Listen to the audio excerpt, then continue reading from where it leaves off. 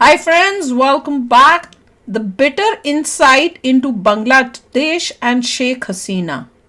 चलो देखते हैं, वीडियो शुरू करते हैं। वीडियो शुरू करने से पहले अगर आप चैनल पर नए हो और आपने अभी तक सब्सक्राइब नहीं किया तो जल्दी से पहले सब्सक्राइब के बटन और बेल आइकन को क्लिक कर लो ताकि आपको हमारे सारे न्यू वीडियोस के नोटिफिकेशन मिल जाएं जैसे हम अपलोड करें। अगर आपको वीडियो पसंद आता है प्लीज लाइक एंड शेयर। चलिए शुरू करते हैं। नहीं रुकना चाहिए और साबित हो रहा है नहीं रुकना चाहिए। और इसके पहले भी आप लोगों को पता है दुर्गा पूजा फलाने फलाने में क्या मारपीट हुई है। उससे पहले आप जाके पढ़ो तो आप जाके देखोगे कि साहब वो फलाना इंटेलेक्चुअल था, मशहटी से काट दिया। वो फलाना इंटेलेक्चुअल हिंदू आदमी था, उसका गला काट दिया। तो ये बड़ी कॉमन चीजें हैं। बहुत मारे गए हैं वहां पर, चुन चुन के मारे गए हैं। और पिछले 15 साल में मारे गए हैं, जब से खालिदा जिया ये शेख हसीना है तब भी मारे गए हैं। हाँ, प्रथम दृष्टिया मोटा मोटा ये जो लेडी है ये बहुत स्मार्ट है। बड़ी अच्छी इंसाइट दे रहा हूं आप लोगों को, बड़ी सिंपल। कहीं मुझसे अच्छा कंटेंट तो मिल सकता है आपको, लेकिन इतना कॉमन सेंस वाला नहीं मिलेगा। ये बहुत ओवर स्मार्ट है। बताऊं कैसे ओवर स्मार्ट है। अब ये एंगल सुनो। कहावत है ना इंग्लिश की, she bit more than what she could chew. अच्छा, कि उसने उतना बड़ा निवाला मुंह में डाल लिया कि वो अब उसको चबा नहीं पा रहा। ये एक इंग्लिश की कहावत है ना, या एक और कहावत है, too big for her boots. एक अपनी हैसियत से जब तुम बाहर निकलोगे तो too big for your boots कहलाओगे।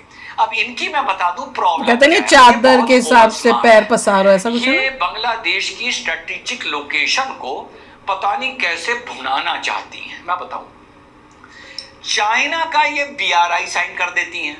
वही तो मैं बोल रही थी कि चाइना फायदा उठा रही थी, इंडिया से भी चाइना से भी। वर्ष पहले ये समझाती थी। देखो ज्यादा डेटा में छू छू करके मेरे पीछे से नहीं निकलता है।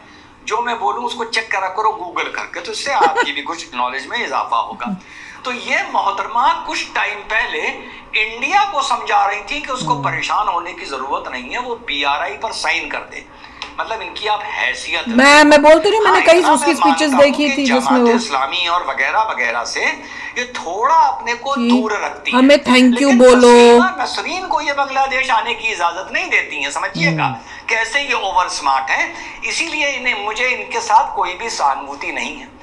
ये अमेरिका से भी जुगलबंदी खेलती हैं कि साहब इंडो पैसिफिक में हमारी मेंबरशिप भी होनी चाहिए। मतलब चलाने को चप्पू वाली नाव नहीं होगी तुम्हारे पास। they were trying to do better than India. चप्पू वाली नाव ये अभी तक बनाई होगी, स्टीमर भी ना बनाया होगी। सब इंडो पैसिफिक में हमारी भी भूमिका होनी चाहिए, क्वाड में हमारी हिस्सेदारी होनी चाहिए। ये अमेरिका से भी रिश्तेदारी करने चली गई। ये चाइना भी BRI पर इन्होंने साइन कर दिया। और इन्होंने ये दिखाने के लिए कि हमारी इकोनॉमी बड़ी दुरुस्त चल रही है। जैसे चाइना तो आपको एक क्रेडिट कार्ड दे देता है कंट्री को, भाई साहब ये क्रेडिट कार्ड है, अब तुम खर्च करो। दिल खोल के। अब जो लीडर होता है वो कहता है अगर मैं इस क्रेडिट कार्ड से शॉपिंग करना शुरू कर दूं तो मेरा देश में नाम हो जाएगा कि यार बड़ी तरक्की चल रही है। वापस कौन देगा? तो ये फलाना ब्रिज और फलानी मेट्रो और फलानी स्कीम और फलाना, ये इन्होंने दुनिया भर की, और ये पोर्ट बनेगा और वो बनेगा। ये खरबों खरबों खरबों के नीचे आ गई, खरबों खरबों के नीचे आ गई। चाइना से किया है? चाइना से हमारी ट्रेड चल रही है, $24 बिलियन की ट्रेड चल रही है। बहुत सारी ट्रेड तो उनकी है, बड़ी तरक्की कर रहा है। चाइना की गोदी में जा तो रही थी। क्या है 24 बिलियन का? सर 24 बिलियन का ये ब्रेकअप है कि वहां से हम 23 बिलियन कमा लेते हैं और अपने यहाँ से हमारा 1 बिलियन का माल जाता है। तो इसीलिए इनका जो डेफिसिट था, फॉरेन एक्सचेंज डेफिसिट, वो बहुत बढ़ गया। कॉमन सेंस है, तो नॉर्मल अंडरस्टैंडिंग के साथ भी ये दोस्ती करके चलती है। अब तीसरा ये सारा जो खेल बिगड़ा है ना इनका मैडम का, ये ओवर स्मार्टनेस में, ये भारत के लिए तो अच्छा है। अच्छा है, बताओ कैसे।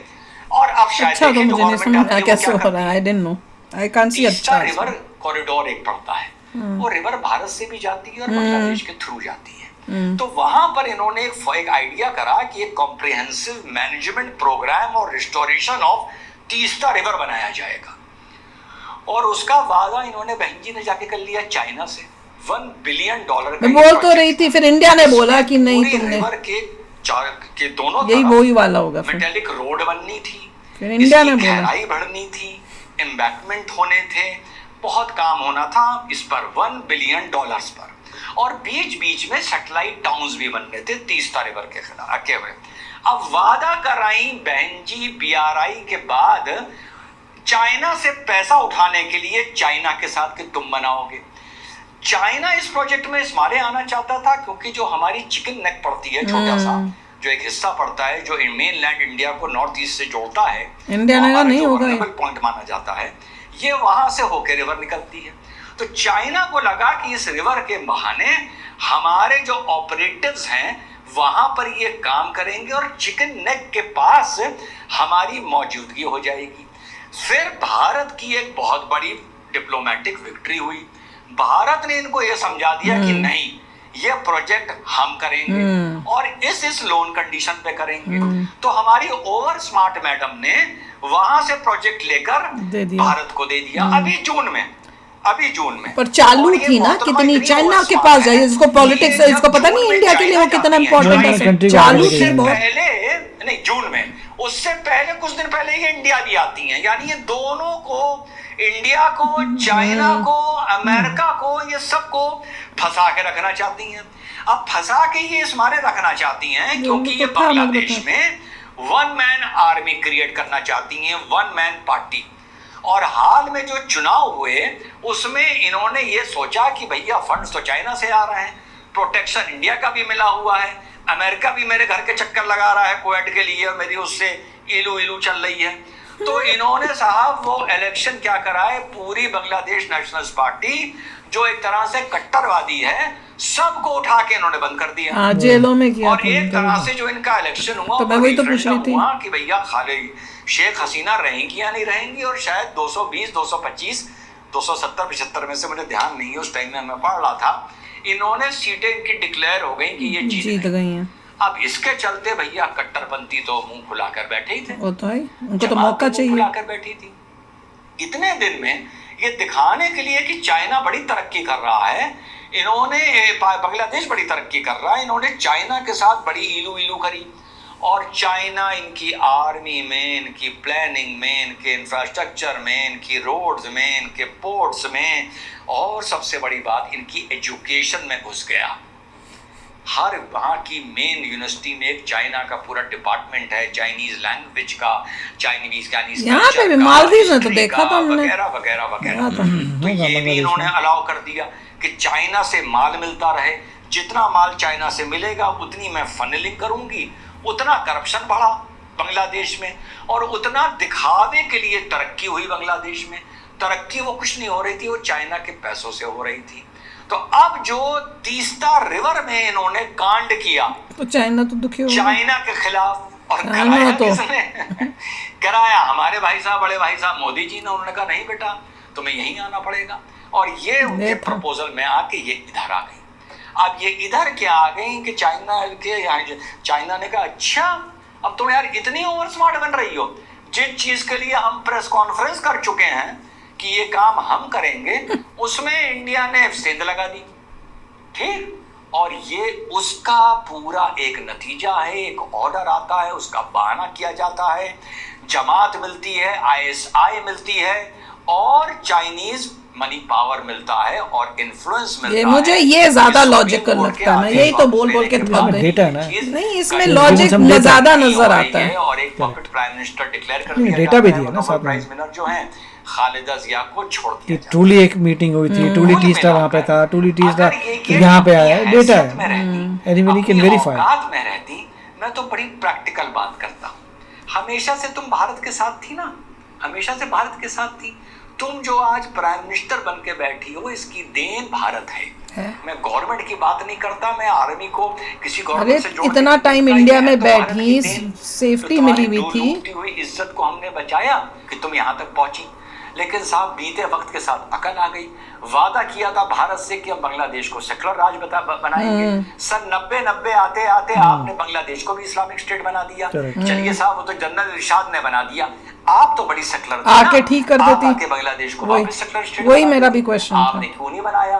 तस्लीमा नसरीन ने आपके आने के बाद अर्जी डाली, आपने तस्लीमा नसरीन को भी अलाउ नहीं करा। अब भाग के आप हिंदुस्तान आ गई। अगर चाइना के आप इतना करीब थी तो भाग के शंघाई या बीजिंग क्यों नहीं चली गई?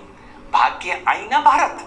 और पश्चिम ने भी आपकी सिटीजनशिप देने को, आपको अजाइलम देने को मना कर दिया। तो एक कोना पकड़ के बैठी रहती, भारत का पल्लू पकड़ के बैठी रहती सरकार कोई भी हो। हर तरह से मदद होती, संरक्षण मिलता, लेकिन आपको उतना मुंह में डालना चाहिए था जितना आप चबा पाती। देखो, एक ये है कि जिसमें पाकिस्तान और चाइना ने मिलकर इसको हटाया। अब इसमें कई चीज़ें हैं जो लगता है कि हाँ, क्योंकि ये हुआ है तो इसमें दम है।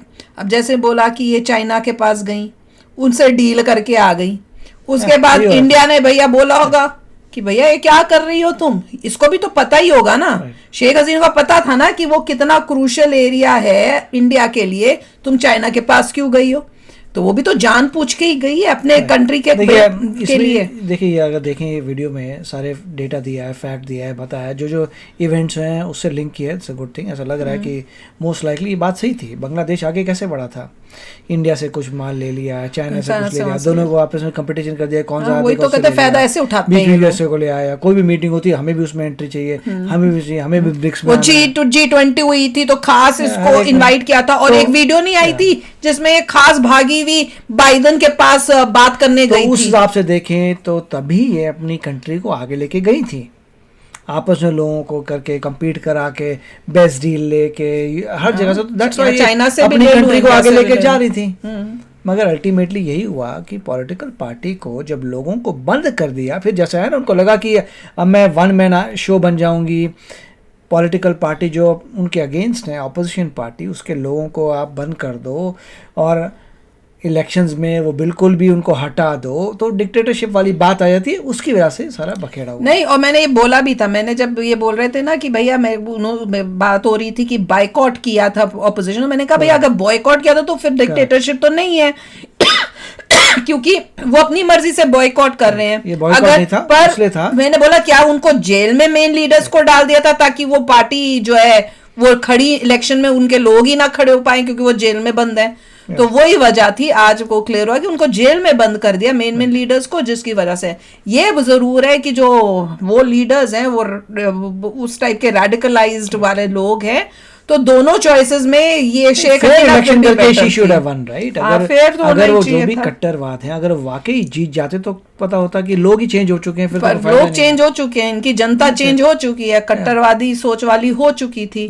तो वो हार जाना चाहिए था। मेरे को लगता है शेख हसीना को पता चल चुका था कि यहाँ पे कट्टरवादी सोच के हैं। क्यों? इसका दो चीजें ये हैं कि जब खुद आई तो वापस जो है इस्लामिस्ट कंट्री की जगह सेक्युलर कंट्री क्यों नहीं बनाया। फिर कह रहे किसी ने कोशिश की कि मैं अपनी तरफ से इसको करूँ, तो उसको भी उसने नहीं किया कि भाई तू आगे कर, उसको पीछे हटा दिया।